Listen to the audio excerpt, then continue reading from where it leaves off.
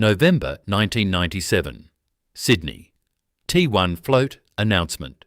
$3.30 per share. $14.24 billion in gross proceeds. Approximately 1.7 million Australian retail investors buy Telstra shares. Telstra was Australia's public phone company.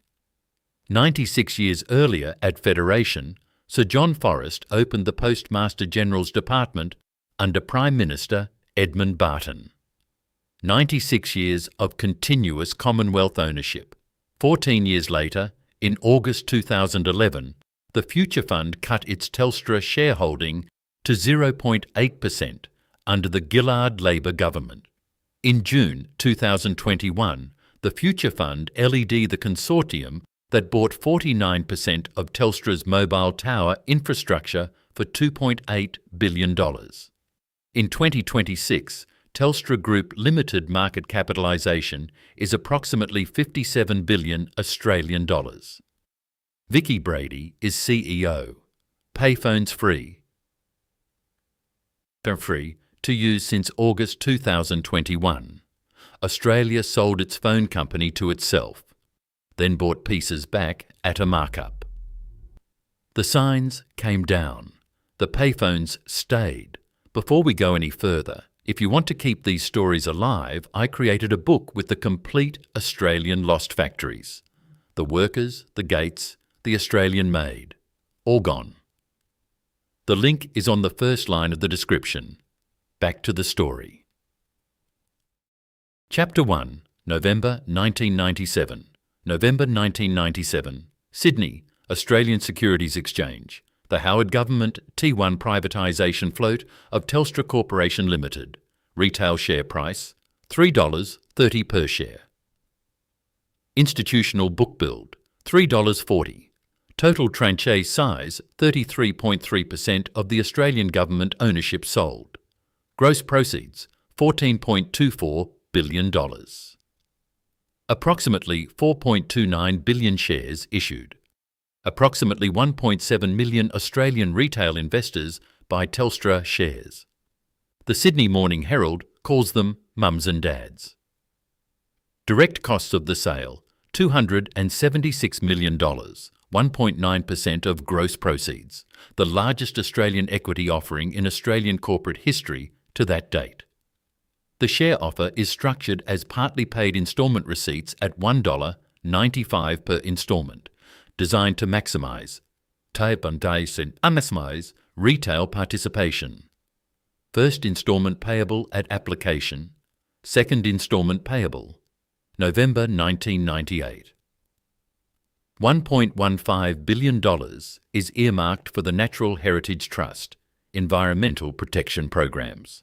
$250 million for the Regional Telecommunications Infrastructure Fund. The balance goes to Commonwealth debt and reduction under the Costello Treasury Framework. Prime Minister John Howard. Treasurer Peter Costello. Communications Minister Richard Alston. Opposition Leader Kim Beazley opposes the T1 float. The Communications Electrical Plumbing Union, the CEPU, opposes the T1 float. Australian Financial Review, The Age, and Sydney Morning Herald front pages carry the announcement. Talkback radio floods with Australian retail investor inquiries. 96 years earlier, at Federation on the 1st of January, 1901, Sir John Forrest had been appointed Australia's first Postmaster General under Prime Minister Edmund Barton, taking over the postal, telegraph and telephone services of the 6 colonies.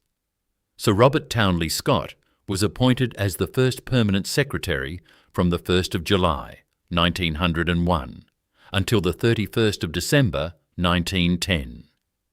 96 years of Australian public communications ownership, 2/3 still Commonwealth owned after the T1 float, 1/3 sold in a single Sydney trading week. Trading in Telstra shares under the ASX code. TLS begins.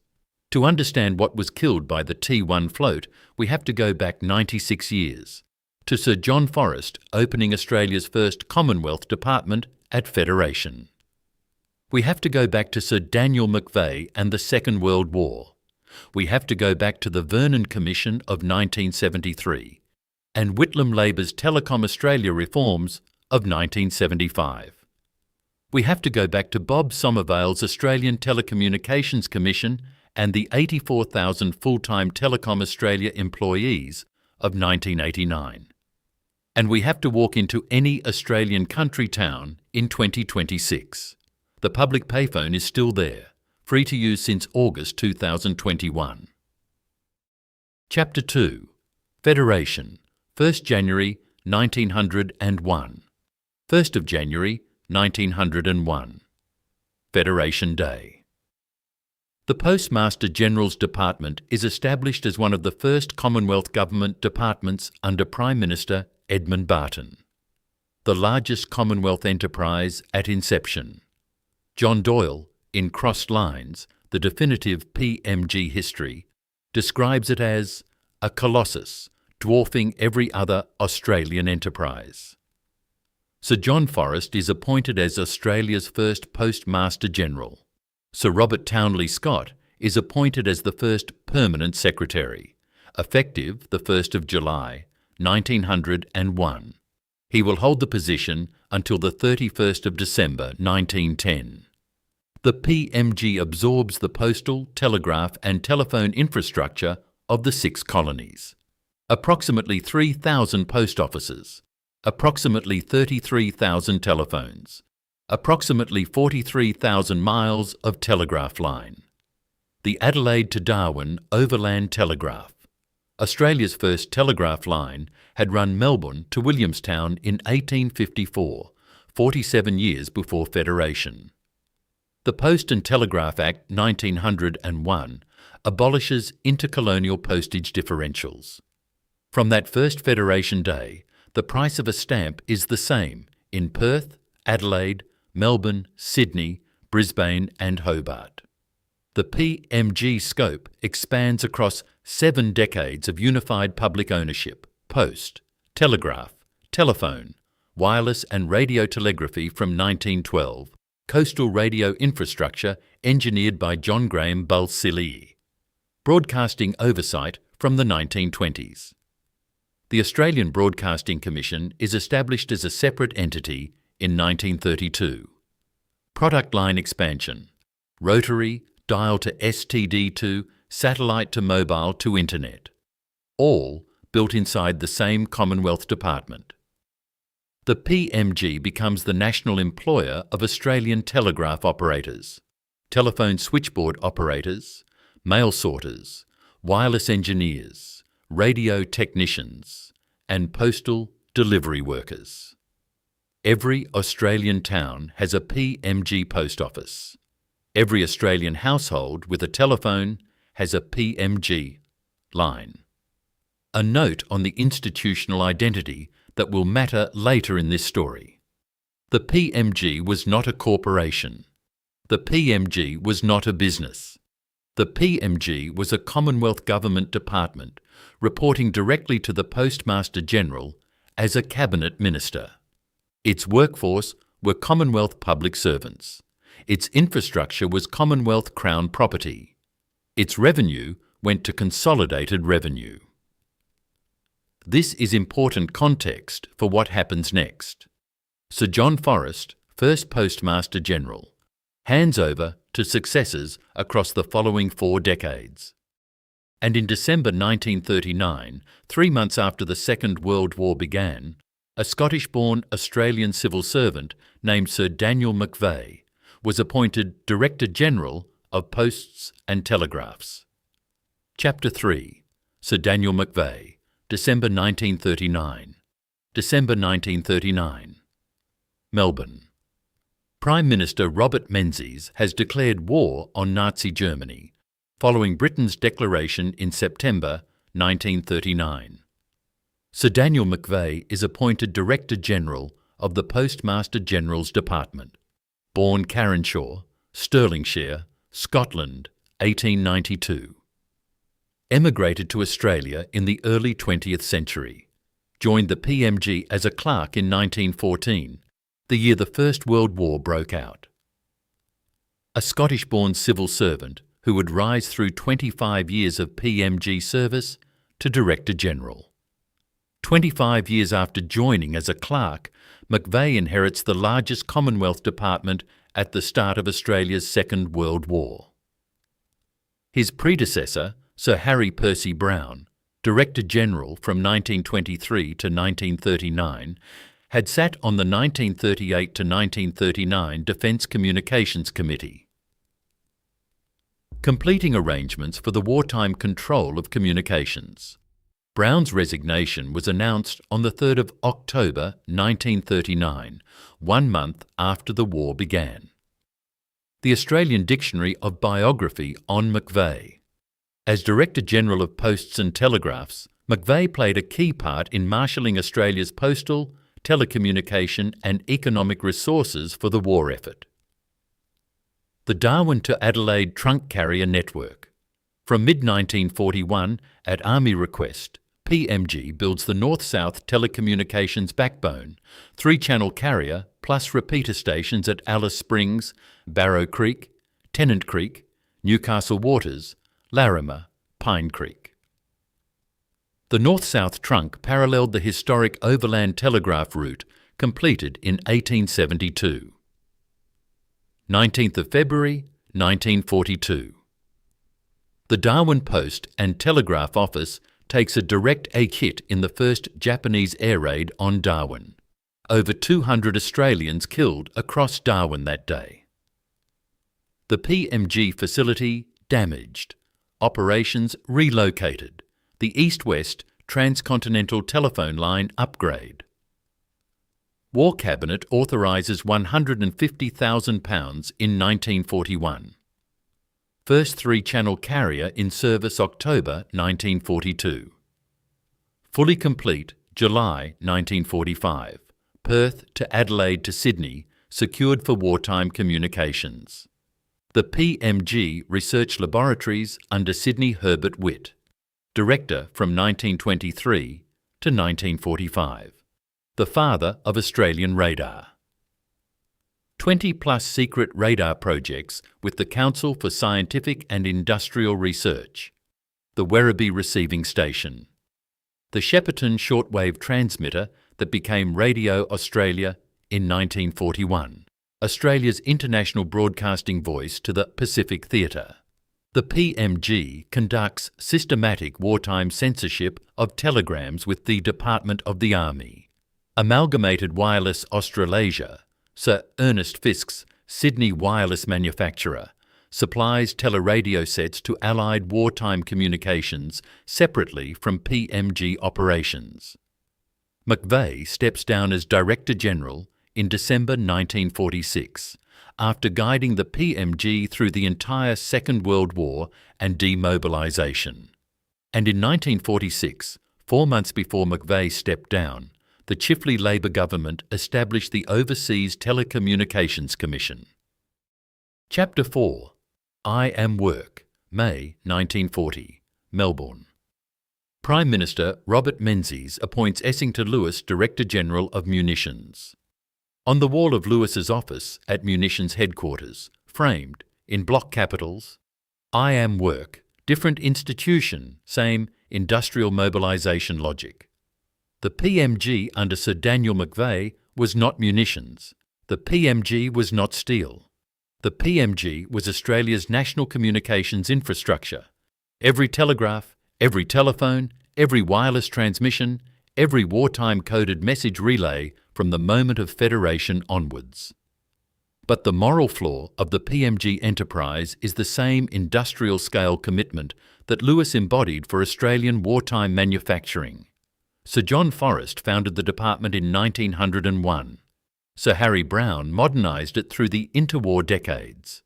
Sir Daniel McVeigh commanded it through the Second World War. Sidney Herbert Witt's PMG Research Laboratories built the radar and radio infrastructure that helped defend Australia in the Pacific Theatre. August 1946. The Chifley Labor government establishes the Overseas Telecommunications Commission by the Overseas Telecommunications Act, OTC, handles Australia's international communications separately from domestic PMG operations. 1961. Direct STD subscriber trunk dialing begins national rollout. For the first time, Australian domestic callers can dial long-distance calls directly without operator assistance. STD progressive rollout continues through the late 1970s. The Australian telephone switchboard operator workforce gradually replaced by automated exchanges. 22nd of February 1973. Postmaster General Lionel Bowen, under Whitlam Labor, announces the establishment of the Australian Post Office Commission of Inquiry, known as the Vernon Commission after its chair, Sir James Vernon. Task: review PMG Strafatbyrthata and recommend reform for the modern Australian telecommunications environment. The Vernon Commission report is delivered in 1974 with recommendations for structural separation of the PMG's postal and telecommunications operations and separation of the domestic and overseas telecommunications entities. 1st of July 1975. Whitlam Labor legislation enacts the Vernon Commission recommendations. The Postal and Telecommunications Commissions Act, 1975. Telecom Australia, the Australian Telecommunications Commission, is established. Australia Post, the Australian Postal Commission, is established. OTC continues as a separate Commonwealth entity handling international telecommunications. 22nd of December 1975. Prime Minister Malcolm Fraser abolishes the residual Postmaster General's Department shell, 9 days after the 13th of December 1975 federal election. The Fraser government inherits and finalises the Whitlam-era structure. Read that again. The founding institution of Australia's public communications empire, the Postmaster General's Department that Sir John Forrest opened at Federation in 1901, was dismantled by Whitlam Labor's Vernon Commission reforms in 1975, and the residual departmental shell was abolished by Fraser Liberal 7 months later. The Labor Party built the utility that Howard Liberal would later sell, and the Australian voter mandate re-endorsed the reform arc across successive elections. And Bob Somervale was appointed chairman of the new Australian Telecommunications Commission on the 1st of July 1975. Chapter 5. Bob Somervale and the Public Payphone, 1st of July 1975. Melbourne. Bob Robert Duncan Somervale. AO is appointed Chairman and Chief Commissioner of the Australian Telecommunications Commission. Born 29th of October 1921. Sydney lawyer, Company Director. Inaugural Hill, Samuel, Australia Director, the corporate finance house that later became Macquarie Bank. He will later serve as Chairman of the Australian Broadcasting Corporation. He will die on the 14th of April 2008. The 1975 Telecom Australia legal structure, a Commonwealth statutory corporation governed by a chairman plus commissioners, with day-to-day operational management under a managing director. Somervale chairs the board. Public utility governance model. Commonwealth Crown ownership of the assets. Public servants operating the workforce. State one of the physical motif, the telecom public payphone. Green fiberglass shell. Coin slot. Accepting standard Australian coins. Rotary or push-button dial. In every Australian country town, every regional hospital, every Sydney and Melbourne street corner, every remote petrol station on the Nullarbor, every RSL club car park, every Australian shopping centre entrance, every school administration block. The physical symbol of Australia's telecommunications monopoly, the universal service obligation made concrete in green fiberglass. Present in every population centre from Darwin to Hobart, from Broome to Byron Bay. The Telecom Australia cultural presence at peak era. 1981. Telecom launches Australia's first automatic mobile telephone service, the Public Automatic Mobile Telephone System, PAMTS. car phones for the Australian executive class in Sydney and Melbourne, CBD, 1981.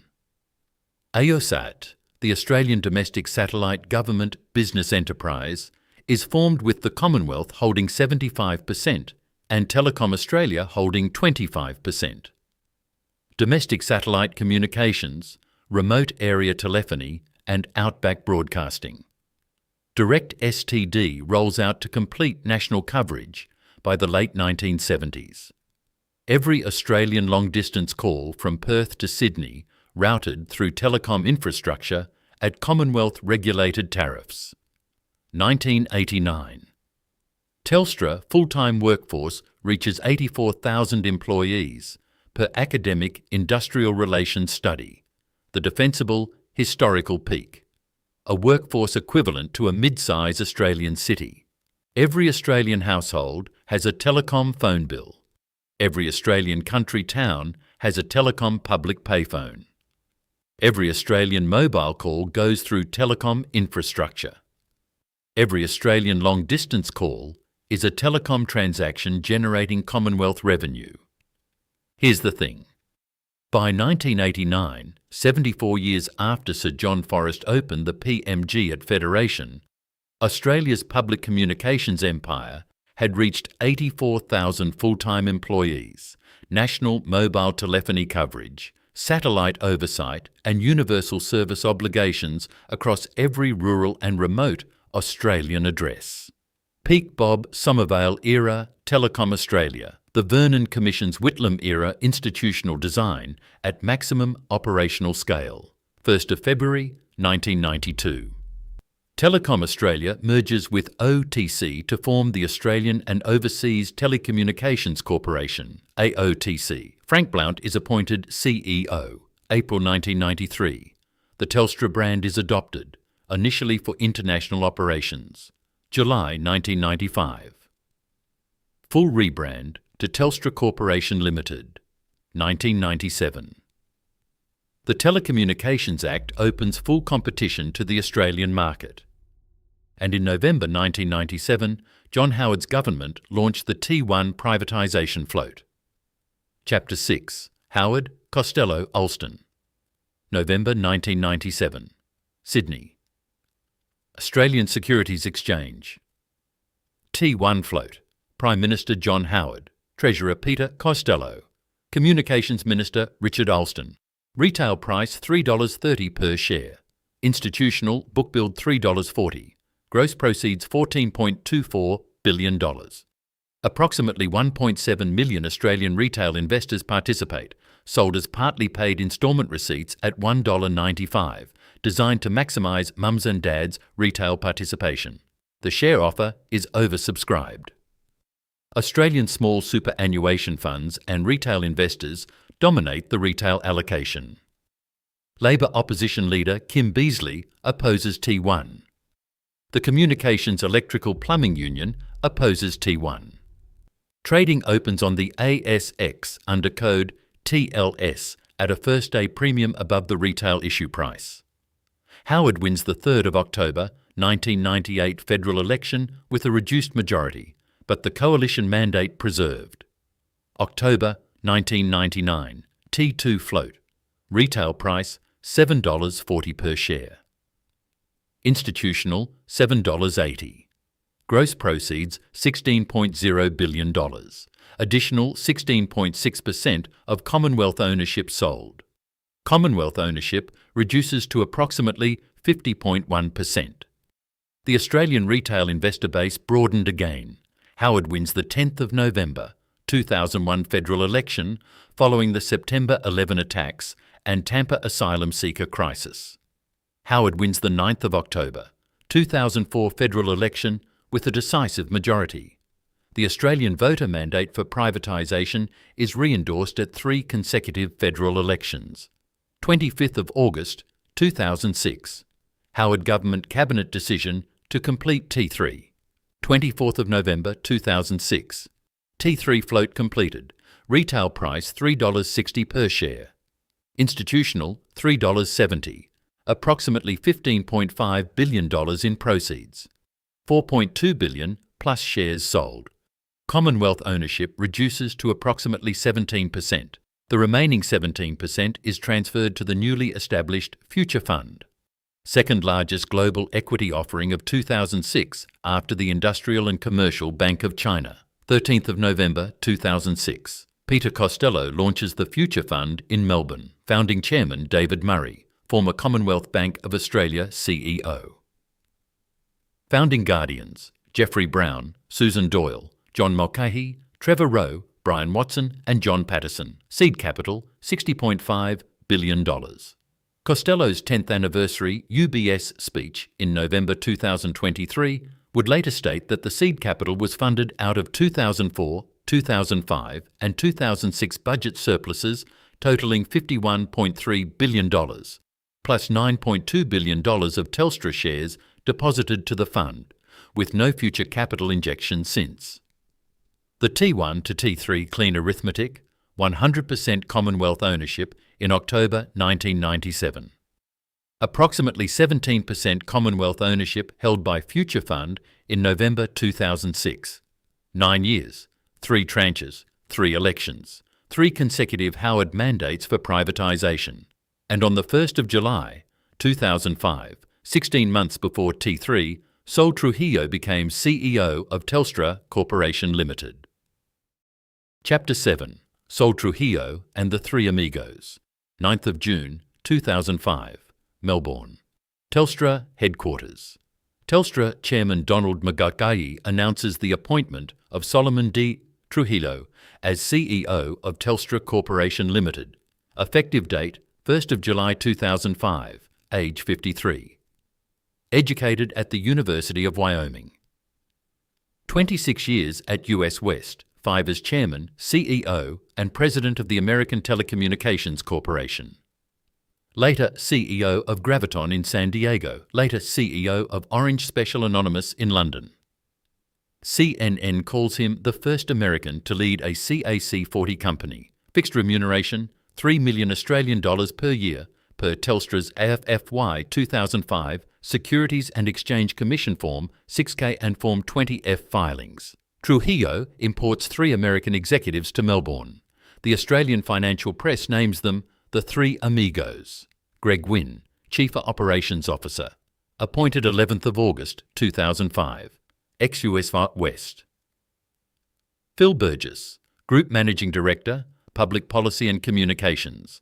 Appointed 15th of August 2005. Bill William Stewart. Group Managing Director, Strategic Marketing. Appointed July 2005. Ex-Orange Special Anonymous London.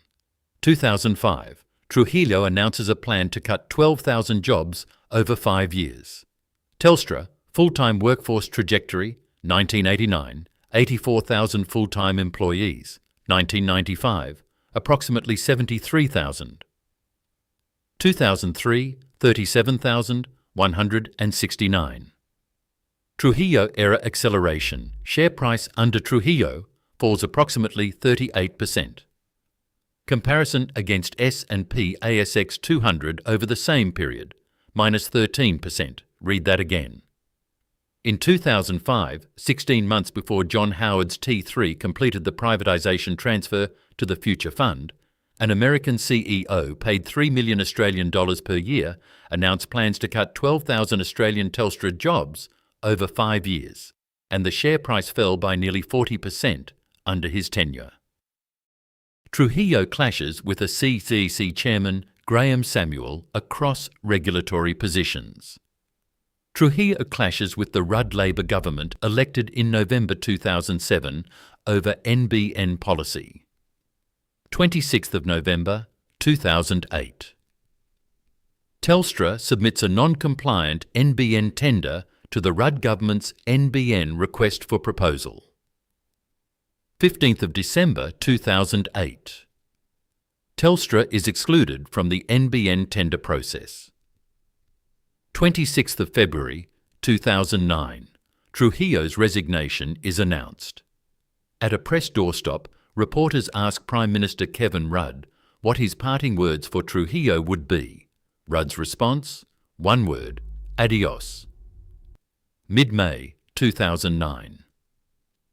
Trujillo departs Australia 6 weeks before his announced 30th of June end date. Successor, David Thodey, 26th of May 2009, BBC interview aired. Trujillo speaking from San Diego.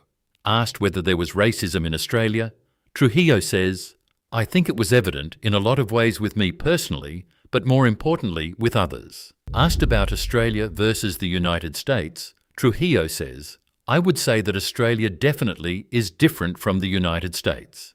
In many ways, it was like stepping back in time." Stuff AAP syndicated. Fairfax a headline, Australia racist, backward. And on the 7th of April 2009, 6 weeks after Trujillo's resignation was announced, Prime Minister Kevin Rudd unveiled the National Broadband Network. Chapter 8. The NBN Downgrade, 7th of April 2009. Canberra. Prime Minister Kevin Rudd and Communications Minister Stephen Conroy announced the National Broadband Network, a $43 billion Australian fibre to the premises rollout to 90% of Australian premises is at 100 megabits per second. Wireless and satellite for the remaining 10%. 9th of April 2009. NB. NCO Limited, established as a Commonwealth Government business enterprise. 25th of July 2009. Mike Quigley appointed first NBN Co CEO. State 2 of the physical motif, the Telstra public payphone in the Trujillo and privatisation completion era. Grey and blue livery replacing the telecom green, increasingly vandalised across suburban Melbourne and Sydney. Coverage reducing across regional Australia. Payphone decommissioning programs. The physical infrastructure that Bob Somervale's peak-era telecom rolled out to every Australian country town is decaying under Trujillo-era Telstra corporate cost pressure. 20th of June 2010. Telstra NBN Financial Heads of Agreement signed. 23rd of June 2011. Definitive agreement signed. Post-tax net present value, approximately 11 billion Australian dollars. Breakdown, approximately 5 billion in infrastructure and access payments. A 30-year lease of ducts, dark fibre and exchange space to NBN Co. Approximately 4 billion in disconnection payments. Approximately 2 billion in Commonwealth agreements. Telstra agrees to structural separation, wholesale and retail operations legally separated. The copper and hybrid fibre coaxial network progressively decommissioned as NBN Co takes over. August 2011. Under the Gillard Labor government, the Future Fund cuts its Telstra shareholding to 0.8%, effectively completing the privatisation that Howard began 14 years earlier. 18th of October 2011. Telstra shareholders approved the definitive agreements. September 2013. Coalition wins federal election. Malcolm Turnbull appointed Communications Minister. December 2013. Turnbull commissions the NBN Strategic Review. 2014. Multi-Technology Mix, MTM, adopted. Fibre to the premises replaced with a technology cocktail. Fibre to the node. Hybrid fibre coaxial. Fibre to the curb. Fibre to the premises. Promised cost, 29.5 billion Australian dollars. Promised completion, 2016, December 2014. Telstra NBN definitive agreements renegotiated. NBN Co takes ownership of, rather than decommissions, Telstra's copper and HFC networks. Telstra retains the approximately $11 billion deal value. Here's the thing. The Coalition's own 2013 review had put Labor's full fibre model at $74 billion and its own multi-technology mix at $41 billion. Rudd's original April 2009 plan was $43 billion, revised down to $37.4 billion in the 2010 NBN Co corporate plan. Turnbull's multi-technology mix promise was $29.5 billion, and in 2020, 7 years after Turnbull's multi-technology mix downgrade, the Morrison government declared the NBN complete at $57 billion. Chapter 9, T22 and the $57 billion downgrade, June 2018, Melbourne. Telstra headquarters at 400 George Street. CEO Andrew Penn announces the T22 corporate transformation, the largest workforce restructuring in Telstra's post-privatisation history. 8,000 jobs to be cut over 3 years. 1 in 4 executive and middle management roles. A $1 billion plus productivity target. A $50 million transition fund for redundant staff. Telstra shares hit a 7-year low of approximately $2.70, down from the T2 issue price of $7.40 19 years earlier. Communications, electrical plumbing union protests. Regional Australia coverage complaints. Escalate. Rural mobile black spot complaints intensify across Queensland, New South Wales, Victoria, South Australia and Western Australia. 2020. The Morrison government declares the NBN complete at $57 billion Australian dollars. Let that number sit for a moment. The original Rudd Fibre to the Premises plan was $43 billion in April 2009. Turnbull's multi-technology mix downgrade was promised at $29.5 billion in 2014.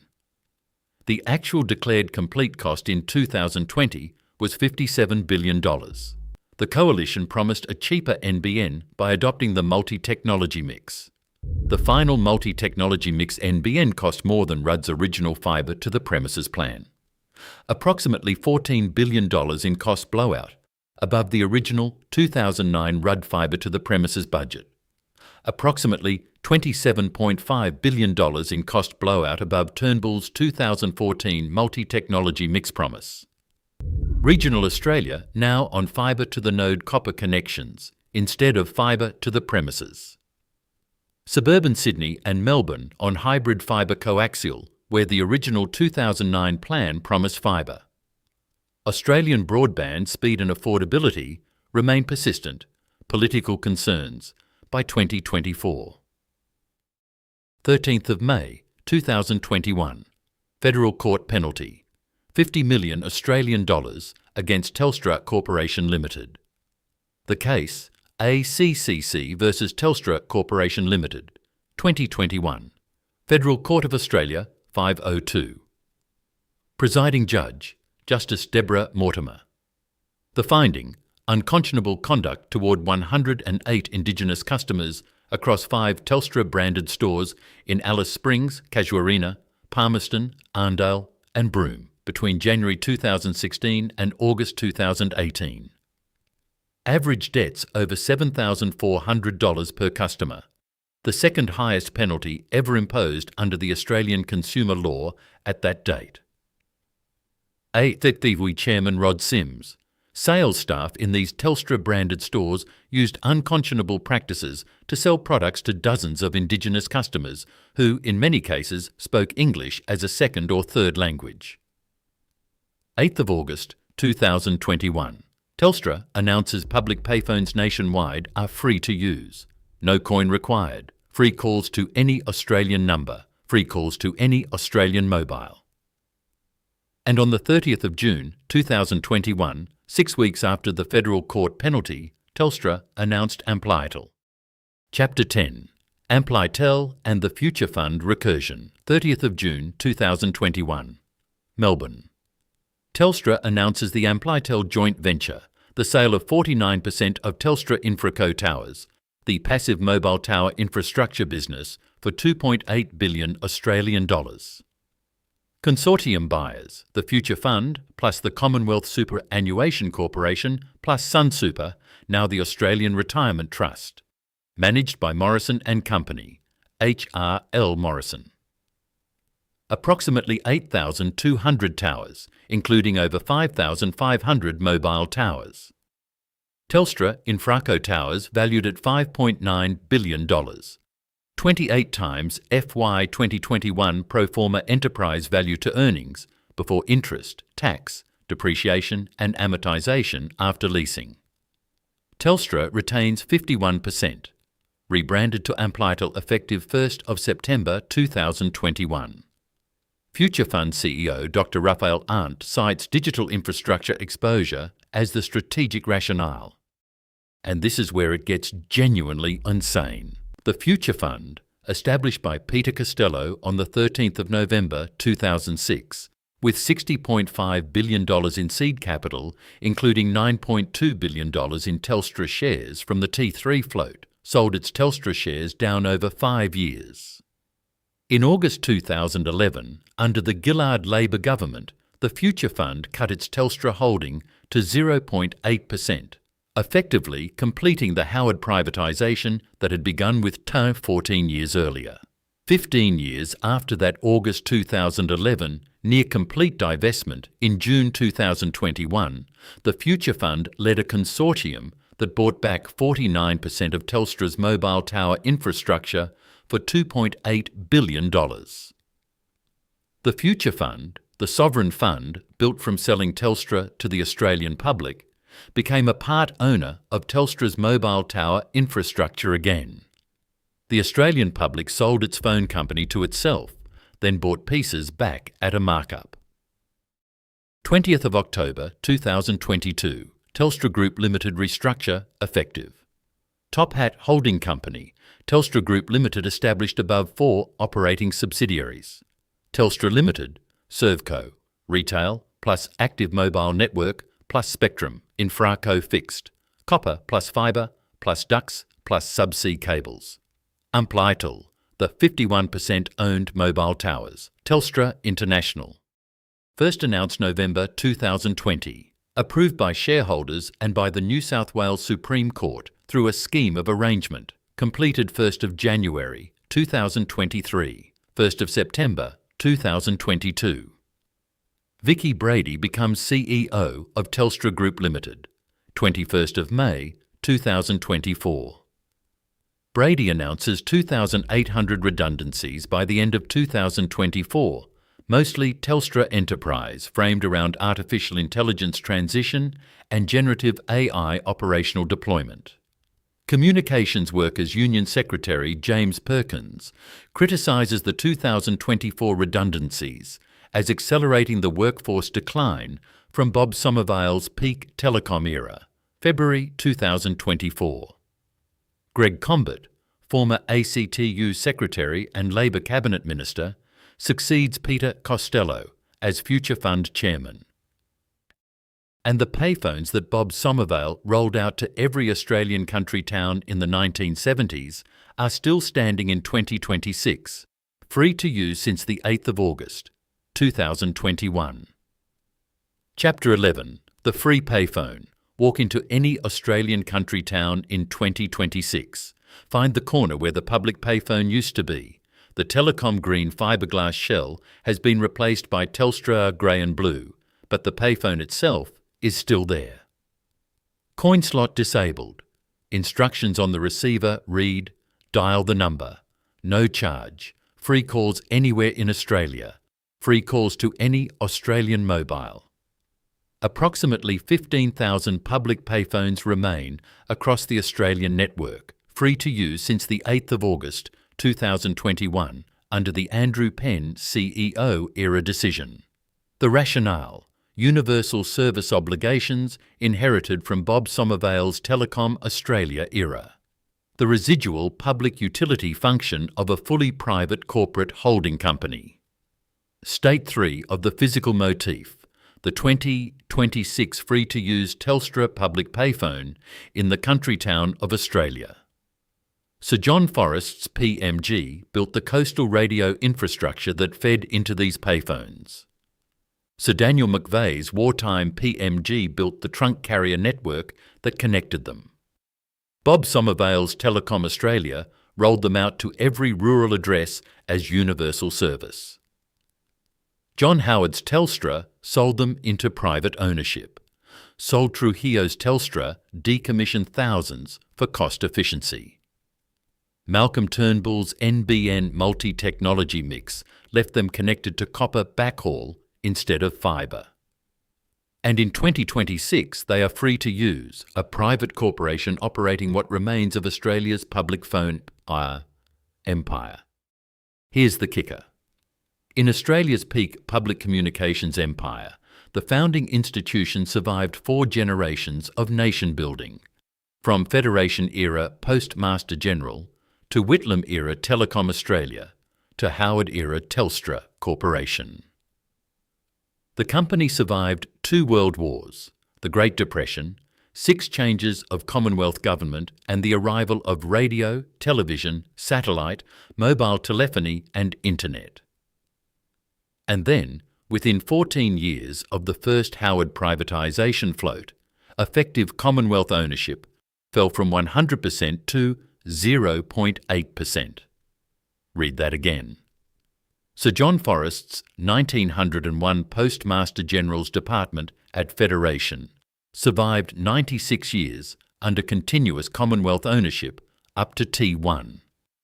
It survived 14 years under the Howard Costello Alston privatisation arc. From 100% Commonwealth ownership in October 1997 to 0.8% by August 2011. 14 years. On the 13th of November 2023, Peter Costello, architect of the Future Fund, chair of the Future Fund, from February 2014 to February 2024, delivered the Future Fund's 10th anniversary speech at UBS. The Beaufort Lesson Level Statement, verbatim, it was funded out of 2004, 2005 and 2006 budget surpluses, $51.3 billion and $9.2 billion of Telstra shares, which were deposited to the fund. It has never received any future capital injection since that original $60.5 billion. $9.2 billion of Telstra shares. Deposited into the Future Fund at the same time as the T3 float. Peter Costello's own words. Peter Costello's own 10th anniversary speech. Lesson 1. Public ownership is not the same as corporate ownership. Sir John Forrest opened the PMG at Federation in 1901. Sir Daniel McVeigh commanded the PMG through the Second World War. Bob Somervale chaired Telecom Australia from 1975. Peak Australian public communications workforce reached 84,000 full-time employees by 1989. Every Australian country town had a telecom public payphone. 96 years of continuous Commonwealth ownership from Federation to T1. And in November 1997, John Howard sold 1/3. October 1999, another 16.6%. November 2006, the final tranche and the 17% Future Fund transfer. By August 2011, 0.8%. Lesson 2. Naming the death precisely protects the story. Telstra, the brand did not die. Telstra Group Limited market capitalisation in mid-2026 is approximately 57 billion Australian dollars. Vicky Brady is CEO. Payphones are free to use since August 2021. What died was Public Telstra, the 100% Commonwealth-owned integrated Australian communications monopoly that Sir John Forrest opened at Federation and Bob Somervale chaired at Telecom Australia. That entity ceased to exist in August 2011 when the Future Fund cut the Commonwealth stake to 0.8%. Lesson 3. Australia sold its phone company to itself, then bought pieces back at a markup. Peter Costello deposited $9.2 billion of Telstra shares into the Future Fund at T3 in November 2006. The Future Fund progressively sold those Telstra shares over the following 5 years. By August 2011, 0.8% under the Gillard Labor government. 10 years later, in June 2021, the Future Fund led the consortium that bought 49% of Telstra's mobile tower infrastructure, Amplitel, for $2.8 billion, valuing Infraco towers at $5.9 billion. The sovereign fund, built from selling Telstra, became a part owner of Telstra's towers again. Australia sold its phone company to itself and then bought pieces back at a markup, 1st January 1901. Sir John Forrest, first Postmaster General, December 1939. Sir Daniel McVeigh, Director General, 1st July 1975. Telecom Australia, Bob Somervale, Chairman, November 1997. T1, 1st July 2005. Sol Trujillo, 24th November 2006. T3, 13th November 2006. Future Fund launched, 26th February 2009. Rudd, Adios. 26th May 2009. BBC, Stepping Back in Time. August 2011, 0.8%. 2020, NBN complete, 57 billion. 30th June 2021. Amplitel, 2.8 billion, 2026, 15,000 free-to-use payphones, market cap 57 billion, 0.8% public ownership. The signs came down, the payphone stayed. She's a beauty.